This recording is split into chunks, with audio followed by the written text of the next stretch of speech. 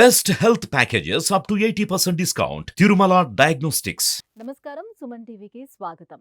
ఈ 2024 ఆంగ్ల నూతన సంవత్సరంలో ద్వాదశ రాశుల వారికి ఏ రకంగా ఉండబోతుంది, ఏ గ్రహాలు ఏ స్థానాల్లో ఉన్నాయి, వాటి ప్రభావం ఏ రకంగా ఉండబోతుందనే విషయాన్ని తెలియజేసేందుకు మనతో పాటు ఉన్నారు జ్యోతిష్య రత్న జ్యోతిష చక్ర వైభవ నిపుణ డాక్టర్ రాళ్ళపల్లి రవికుమార్ గారు. గురుగారు నమస్కారం అండి. నమస్కారం. గురుగారు, ద్వాదశ రాశుల వారికి ఏ రకంగా ఉండబోతుందో తెలుసుకునే ముందు ఈ సంవత్సరం అంతా ఏ గ్రహాలు ఏ స్థానాల్లో ఉన్నాయో తెలియజేస్తారా? తప్పకుండా. శరదిందు సమాకారే పరబ్రహ్మ స్వరూపిణి వాసరాపీఠ నిలయే సరస్వతి నమోస్తుతే. సుమన్ టీవీ ప్రేక్షకులకు ఆంగ్ల నూతన సంవత్సర శుభాకాంక్షలు. మామూలుగా ఇప్పుడు ద్వాదశ రాశుల్లో నవగ్రహాలు ఎక్కడ ఉంటాయనేది మనం మాస ఫలితాల్లో ఇదివరకు చెప్పుకున్నాం.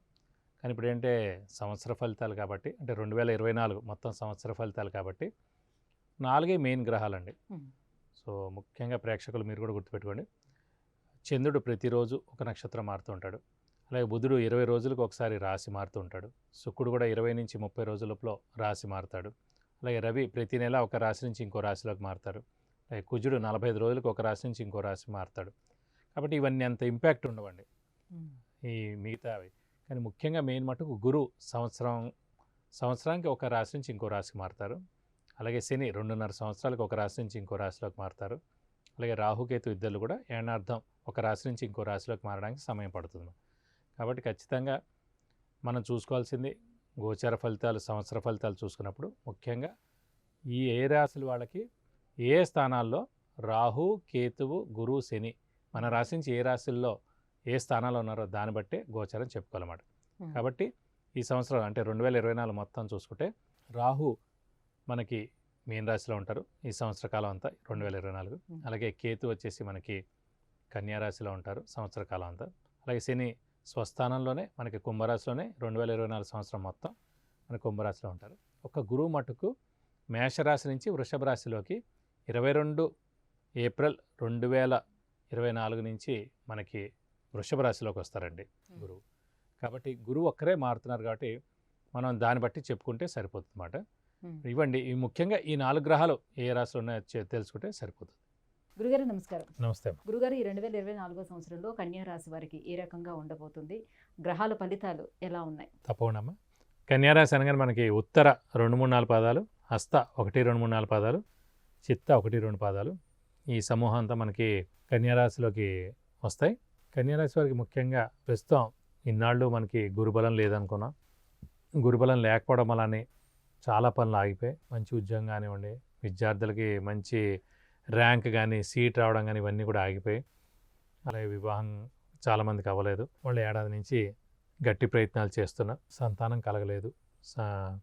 ఇలా చాలా ఏవైతే శుభకార్యాలు జరగాలనుకుంటున్నారో, ఏవైతే మంచి పనులు జరగాలనుకుంటున్నారో ఇవన్నీ కూడా ఒక ఏడాది నుంచి అన్నీ ఆగిపోయి ఉన్నాయి, స్తబ్దుగా అయిపోయి ఉన్నాయి. వారందరూ కూడా ఇప్పుడు ఏప్రిల్ 22వ తారీఖు 2024 నుంచి గురుబలం స్టార్ట్ అవుతుంది కాబట్టి దైవబలం, దైవానుగ్రహం పరిపూర్ణంగా ఉండడం చేత శ్రమ, కాలం, ధనం వ్యర్థం కాకుండా ఉండడం, అవసరానికి డబ్బులు సమకూరడం, రావాల్సిన బాకీలు వసూలు అవ్వడం, అలాగే నిరుద్యోగులకు ఉద్యోగం రావడం, ఉద్యోగస్తులకు promotions, name and fame, boss నుంచి మన్నన పొందడం, ఫారెన్ టూర్ విజిట్స్, అసైన్మెంట్స్ రావడం, విద్యార్థులకి, రాజకీయ నాయకులకి, క్రీడాకారులకి, పాత్రికేయులకి, మీడియా రంగం వారికి, యూట్యూబ్ రంగం వారికి పట్టిందల్లా బంగారం అవ్వడం, వ్యాపారస్తులకైతే సువర్ణ అవకాశం అని చెప్పుకోవచ్చు. కొత్త పెట్టుబడులు పెట్టినా వారికి ఏం నష్టం ఉండదు, క్రెడిట్ ఇచ్చినా నష్టం ఉండదు, స్పెక్యులేషన్స్ కలిసి వస్తాయి.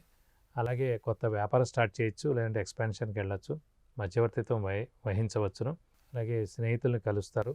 అలాగే ముఖ్యంగా ఆరోగ్య, ఆయుష్ పరిపూర్ణంగా బాగుంది. ఎందుకంటే శని ఆయుష్ కారకుడు, ఆరోగ్యకారకుడు. అలాంటి శని 6వ స్థానంలో స్వస్థానంలో ఉన్నాడు కాబట్టి, కన్యారాశి అధిపతి బుధుడు మిత్రుడు కాబట్టి శనికి ఆరోగ్య, ఆయుష్, ఇంట్లో పెద్దవాళ్ళు, చిన్నపిల్లలు, అలాగే ఈ కన్యారాశి వారికి, అలాగే గృహిణీలకి మానసిక ఒత్తిడి తగ్గుతుంది. ఇది కాకుండా భాగ్యస్థానంలో గురువు ఉండడం చేత దైవబలం, దైవానుగ్రహం కాకుండా గురువు యొక్క ఆశీర్వచనం ఉంటుంది. అలాగే మనకి దైవ దర్శనం చేసుకుంటారు, తీర్థయాత్రలు వెళ్ళి వస్తారు, గురువు యొక్క బ్లెస్సింగ్స్ పొందుతారు. భాగ్యస్థానంలో మనకి గురువునందుకు పూర్వజన్మ సుకృతం ఏదైతే ఉందో అది ఖచ్చితంగా ఈ సంవత్సరం మనకి లభిస్తుందని చెప్పుకోవాలి. ఇది కాకుండా గోల్డ్ ఐటెం కొనడం, వెహికల్ కొనడం, అలాగే ఇంట్లో కొత్త వస్తువు కొనడం ఇలాంటివన్నీ కూడా జరుగుతాయి. కాబట్టి ఈ రాశి వారికి పట్టిందల్లా బంగారం చెప్పుకోవచ్చు. రాశిలో కేతు, సప్తమలో రాహు తప్ప ముఖ్యంగా శని గురువులు కూడా మెయిన్ ప్లానెట్స్ శని గురువు అండి. వాళ్ళిద్దరు కూడా 100 ఉన్నారని చెప్పుకోవాలి. అంటే సంవత్సరంలోని ఫస్ట్ హాఫ్ అంతా ఎలా ఉండబోతుంది, ఆ తర్వాత సెకండ్ హాఫ్ ఎలా ఉండబోతుంది? అలాగే ఫస్ట్ హాఫ్, సెకండ్ హాఫ్, రెండు హాఫ్ కూడా చాలా బాగుంటుంది ఏప్రిల్ నుంచి. అందుకే ఏప్రిల్ నుంచి తీసుకుంటే మనకు గురుబలం స్టార్ట్. మంది మామూలుగా అయితే ఉగాది నుంచి చెప్పుకోవాలి పంచాంగ శ్రవణం అనేది. కానీ న్యూ ఇయర్ గురించి అడిగారు కాబట్టి జనవరి 1 నుంచి చెప్పుకుంటాం. ఎనీహో ఏప్రిల్ 22వ తారీఖు వస్తే కనుక మనకి గురుబలం స్టార్ట్ అవుతుంది. కానీ అది ఏడాది పాటు ఉంటుంది కాబట్టి 2025 ఏప్రిల్ దాకా గురుబలం ఉంటుంది కాబట్టి 2025 దాకా చాలా బాగుంటుంది చెప్పుకోవచ్చు. ఇంకా ఈ ఏడాది అని చెప్పుకోవచ్చు. ఇంకా 3 నెలలు అనేది త్వరగానే అయిపోతుంది కాబట్టి సో చాలా బాగుంటుందని చెప్పుకోవాలి కన్యా రాశి వారికి. ఒక 80% బాగుంటుంది. అయితే వివాహ ప్రయత్నాలు కూడా ఫలించే అవకాశాలు ఉంటాయి ఖచ్చితంగా. ఎందుకంటే ఏ రాశి అయినా సరే మన రాశి నుంచి 2, 5, 7, 9, 11 స్థానాలు, ఈ 5 స్థానాల్లో గురువు ప్రవేశించినప్పుడు శుభకార్యాలు అన్నీ జరుగుతాయి. ముఖ్యంగా నిరుద్యోగులు ఉన్నారనుకోండి, వారికి ఉద్యోగం రావడం, ఉద్యోగస్తులు ఉన్నారనుకోండి ప్రమోషన్ రావడం, ఎవరైనా ఫారెన్కి వెళ్ళాలనుకుంటే కనుక ఉద్యోగరీత్యా, చదువురీత్యా వెళ్ళడం, అలాగే ప్రమోషన్స్ రావడం, అలాగే వివాహం కాని వారికి వివాహం అవడం, సంతానం లేని వారికి సంతానం కలగడం, అన్ని శుభకార్యాలు, ఏ శుభకార్యాలు జరగాలన్నా కూడా గురుబలం ఉన్నప్పుడే ఆ సంవత్సర కాలంలో జరుగుతాయి. అది 12 సంవత్సరాలకి 5 సంవత్సరాలు. అంటే మన రాశి నుంచి 2వ స్థానం, మన రాశి నుంచి 5వ స్థానం, మన రాశి నుంచి 7వ స్థానం, మన రాశి నుంచి 9వ స్థానం, మన రాశి నుంచి లాభస్థానం 11వ స్థానంలో గురువు ప్రవేశించినప్పుడు ఆ సంవత్సర కాలంలో ఇలా ఎవరికి ఏం కావాలంటే అవి. చిన్నపిల్ల అనుకోండి, వాడికి మంచి సీట్ రావడం, అయితే వాడు గ్రాడ్యుయేషన్ అవ్వడం, ఒక వయసు వచ్చిన వాడికి ఉద్యోగం అవడం, ప్రమోషన్ అవడం, ఇంకొంచెం పెద్ద వయసు వాడికి వివాహం అవడం, ఇంకొంచెం పెద్దవాడికి సంతానం, అలాగే గృహం, వాహనం, అలాగే సంతానం, అలాగే ఫారెన్, ఇలా అనమాట. వయసు బట్టి మనకి ఆ గురుబలంతో మనకు పనులన్నీ అవుతుంటాయని చెప్పుకోవాలి. మానసిక శారీరక ఆరోగ్యాలు ఏ రకంగా ఉంటాయి?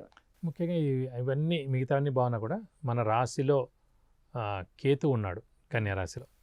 సో రాశిలో కేతు ఉన్నప్పుడు ఏంటంటే గ్రహణ సమయం అనుకోవాలన్నమాట. ఇది ఒక ఏడార్థం పీరియడ్, నవంబర్ 1 నుంచే స్టార్ట్ అయింది కాబట్టి కొంచెం మనం ఎంత మంచి వాళ్ళైనా, ఎంత ఉపకారస్తులైనా, ఎంత దైవభీతి ఉన్నా, ఏం చెడ్డ పనులు చేయకపోయినా, ఎలాంటి వాడైనా సరే అపవాదులు పడేందుకు అవకాశం ఉంది. అయితే మనం మంచి చేస్తున్నా కూడా చెడు చేస్తున్నట్టు, చెడ్డవాడు అన్నట్టుగా బయట ప్రపంచానికి తెలుస్తూ ఉంటుంది, అనుకుంటూ ఉంటారు వాళ్ళు. ప్లస్ ఇదివరకు బాగానే ఉండేవాడు ఇప్పుడు ఇలా తయారాడు, ఎప్పటి నుంచో ఇలాగే ఉన్నాడు కానీ ఇప్పుడు ఇలా నటిస్తున్నాడు, ఏమిటేమిటో వర్డ్స్ అని వింటుంటాం.